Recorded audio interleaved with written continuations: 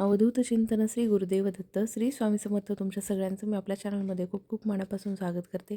आजच्या व्हिडिओमध्ये मी तुम्हाला देवपूजा करताना आपले छोटे छोटे जे नियम असतात ज्यामुळे की आपल्या घराला आणि आपल्या संपूर्ण कुटुंबाला सुख समृद्धी आणि समाधान प्राप्त होतं. आणि त्यात जर का आपण चुका केल्या, देवपूजा करताना ज्या चुका होतात त्याच्यामुळे आपल्या घराला दोष लागतात आणि ते दोष लागू नयेत यासाठी काही नियम असतात. तर बघा, सगळ्यात पहिल्यांदा आपल्या स्वामी समर्थांच्या केंद्रामध्ये देवपूजेचे काही नियम सांगितलेले आहेत आणि नियमानुसार फोटो किंवा मूर्ती देवघरामध्ये एका देवांच्या किंवा एका देवाची एकच मूर्ती असावी. दोन मूर्ती असू नयेत. एका देवांचा एकच फोटो असावा, दोन फोटो असू नयेत. आणि जर तुम्हाला एक फोटो असेल तर मूर्ती तुम्ही टाळू शकता, मूर्ती असेल तर फोटो तुम्ही टाळू शकता. अशा पद्धतीने आपल्याला सेवा करायची असते. त्याचसोबत आपल्याला बऱ्याच जणांना असा शंका येते की म्हणजे बाळकृष्णाच्या दोन मूर्ती असल्या तर चालतात का? गणपतीच्या दोन असू नयेत हे सगळ्यांनाच माहिती आहे, पण बाळकृष्णाच्या देखील दोन मूर्ती असू नये. दोन असतील तर तुम्ही एक मूर्ती जी आहे ती विसर्जन करू शकता किंवा एखाद्या मंदिरामध्ये जिथे की आपल्या देवाची सेवा होईल असे तुम्हाला वाटते त्या मंदिरामध्ये तुम्ही ती मूर्ती ठेवू शकता. मग तुमच्या घरामध्ये फक्त एक आणि एकच मूर्ती असली पाहिजे. त्याचप्रमाणे जो आपण म्हणतो फणा असलेली मूर्ती किंवा महादेवाची पिंड, त्याच्यावरती फणा असलेली, नंदी असलेली मूर्ती देवघरामध्ये असू नये असं म्हटलं जातं. देवघरामध्ये फक्त पिंड जी आपली केंद्रामध्ये मिळते बघा, तर त्याच पद्धतीची पिंड किंवा महादेव आपल्या घरामध्ये असावा. त्यानंतर दुसरी गोष्ट म्हणजे आपण जे कुठले फोटो किंवा देवांच्या तस्वीर लावलेल्या आहेत त्या आपल्याला रोजच्या रोज स्वच्छ करायच्या असतात. कारण की त्याच्यामधून आपल्या घरामध्ये पॉझिटिव्ह एनर्जी किंवा पॉझिटिव्ह वाईब्स येत असतात. आणि त्याच्यावरती जर का धूळ असेल किंवा त्याच्यावरती आपण जर का स्वच्छ केलेले नसतील किंवा कुंकू लावलेलं ते आपण किती पण दिवस तसंच असेल आणि त्याच्यावरती आपण म्हणजे पाणी किंवा थोडंफार पण पुसून घेत नसतील तर आपल्याला त्या फोटोचा काहीच उपयोग नाही. त्या फोटोंना आपण म्हणजे देव पण त्याच्यामध्ये आहे का नाही हे आपल्याला शंका आहे. कारण की आपण जर का देवांची पूजा रोज करतोय, मूर्तीची पूजा करतोय, त्याचप्रमाणे फोटोंची देखील पूजा केली पाहिजे. देवपूजा करतानाचा पहिला नियम म्हणजे कधी पण कुठली पण पूजा मांडताना किंवा देवपूजा करताना आपल्याला सगळ्यात पहिल्यांदा तेलाचा दिवा लावून घ्यायचा असतो. दिवा लावून घेताना आपल्याला त्याला हळदी कुंकू लावायचं असतं. त्यामुळे दिव्याची पहिल्यांदा आपण किंवा अग्नीची पूजा करतो. त्यानंतर दिवा आपण जेव्हा लावतो ना आणि ठेवतो त्यावेळेला त्याच्या खाली काही ना काहीतरी आसन असलं पाहिजे. आसन म्हणजे आपण कपडा ठेवू शकता, म्हणजे जे आपलं आसन आहे त्या आसनावरती ठेवू शकता.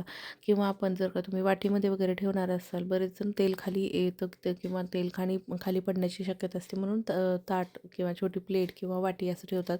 त्याच्यामध्ये थोडंसं आपल्याला तांदूळ ठेवायचे आहेत, म्हणजे ते झालं आपलं दिव्याचं आसन. किंवा आपण दिव्याच्या आसनासाठी म्हणून तांदूळ ठेवतो, त्याच्यावरती आपल्याला दिव्याचा मान, त्याला फूल आपण एक अर्पण करत असतो.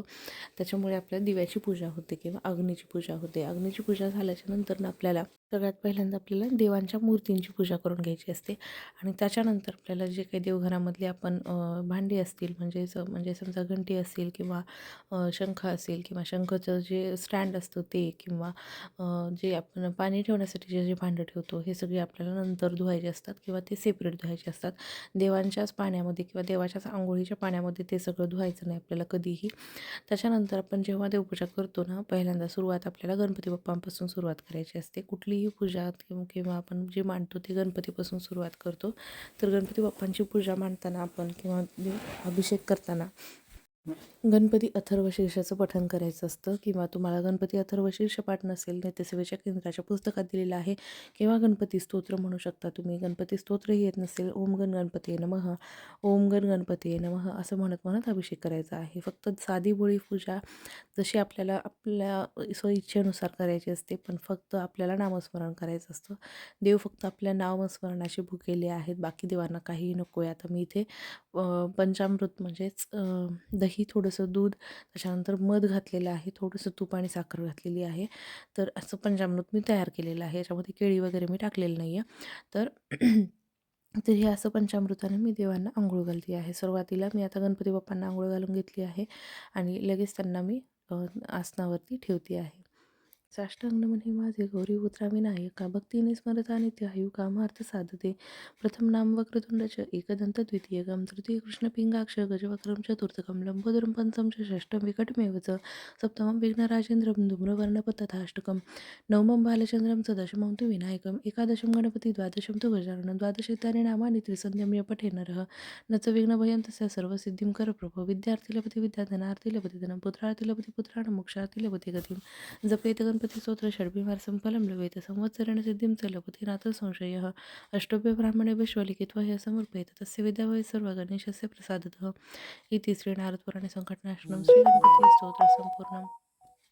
यानंतर मी आता माता लक्ष्मीची मूर्ती आहे माझ्याकडे तिला अभिषेक करून घेते आहे. ओम भूर्भुवः स्वः तत्सत्वितुर्वरेण्यं भर्गो देवस्य धीमहि धियो यो न प्रचोदयात्. या देवी सर्वभूतेषु मातृरूपेण संस्थिता नमस्तस्यै नमस्तस्यै नमस्तस्यै नमो नमः. या देवी सर्वभूतेषु शक्तिरूपेण संस्थिता नमस्तस्यै नमस्तस्यै नमस्तस्यै नमो नमः. ही आहे सरस्वती मातेची मूर्ती. आणि कधी पण आपण जेव्हा देवपूजा करतो किंवा देव घेतो त्यावेळेला आपल्याला एक एक देवांनाच आंघोळ घालायची आहे. एकदमच सगळ्या देवांना आंघोळ घालायची नाही आहे. हा एक छोटासा नियम आहे, पण बऱ्याच जणांना माहिती नसतं की म्हणजे सगळे काय करतात की एक आपण जे देवांचं देव धुण्यासाठी जी गंगाळ घेतो त्याच्यामध्ये सगळेच देव एकत्र टाकतात आणि एकदमच पाणी ओततात. तर असं अजिबात म्हणजे चुकीचं आहे. त्यासोबतच आणखीन एक नियम म्हणजे जे देवांच्या मूर्ती असतात त्या भरीव असल्या पाहिजेत. म्हणजे त्या जड म्हणजे भरीव असल्या पाहिजे, आतून पोकळ नसल्या पाहिजे. बरेच जण जे देवांच्या मूर्ती असतात ते पोकळ मोठ्या दिसावं म्हणून घेतात, पण त्या ज्या असतात त्या भरीव किंवा जड असल्या पाहिजे, आतून पूर्ण त्याच धातूच्या असल्या पाहिजेत. यानंतर मी सगळ्या देवांना चंदन उघळून लावते आहे आणि त्याच्यानंतर कुंकू लावते आहे.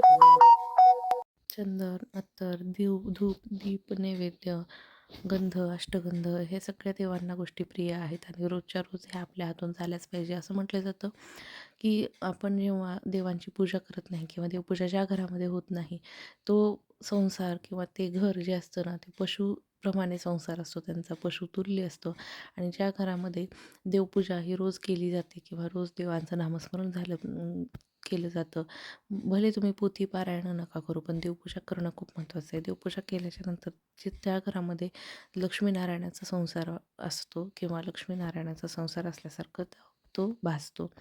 तर अशा प्रकारे आपल्याला पूर्ण देवपूजा जी आहे ती मन लावून मनोभावे करायची आहे. देवपूजा म्हणजे एक ध्यान आहे, एक साधना आहे की आपल्या देवांना आपण त्या पूजेतून किंवा त्या आपल्या अर्चनामधून किंवा आपल्या आरतीमधून देवांना आर्ततेने हाक मारतो किंवा आवाज देतो आणि तो देवांपर्यंत पोहोचतो.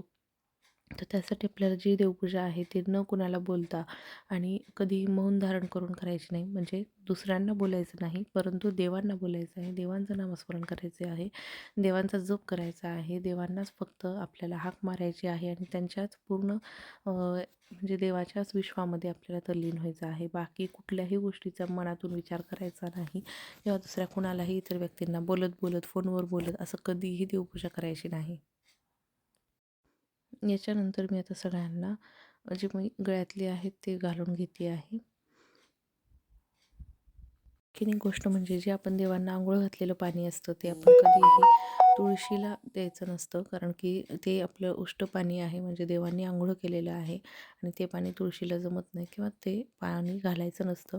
तर तुळशीला घालताना आपण दुसरं चांगलंच पाणी नवीन घेऊन घालायचं असतं. तुळशीला जेव्हा आपण पाणी देतो किंवा सूर्याला जेव्हा अर्घ्य देतो ना, तर ते हे देवांना आंघोळ घातलेलं पाणी कधी घालायचं नाही आहे. ते आपल्याला दुसऱ्या फुलांच्या झाडांना किंवा कुठल्याही तुम्ही झाडांना दिलं तरी चालतं, पण तुळशीला घालायचं नाही. किंवा ब्रह्मकमळ असेल तुमच्याकडे ते त्यालाही घालायचं नाही, कारण ते उष्ट पाणी आहे, ते देवांना आंघोळ घातलेलं पाणी आहे. म्हणून दुसऱ्या झाडांना चालतं, पण ह्या ज्या झाडं आहेत किंवा ह्या जे वनस्पती आहेत त्यांना आपण घालू शकत नाही. तर तुळशीलाही नाही आणि ब्रह्मकमळ यालाही नाही. तर बाकी सगळ्या फुलांच्या झाडांना तुम्ही हे देऊ शकता. त्यानंतर मी इथे आरती करून घेणार आहे आणि आरती करून झाल्याच्या नंतर मी संपूर्ण देवपूजा तुम्हाला एकदा दाखवते आहे. तसेच देवपूजा संदर्भातले व्हिडिओज जर तुम्हाला आवडत असतील तर चॅनलला नवीन असाल तर सबस्क्राईब करा आणि व्हिडिओ आवडत असतील तर नक्की लाईक करा, कमेंट करा. श्री स्वामी समर्थ. आणि भेटूया अशाच एका पुढच्या व्हिडिओमध्ये. श्री स्वामी समर्थ. जय जय स्वामी समर्थ.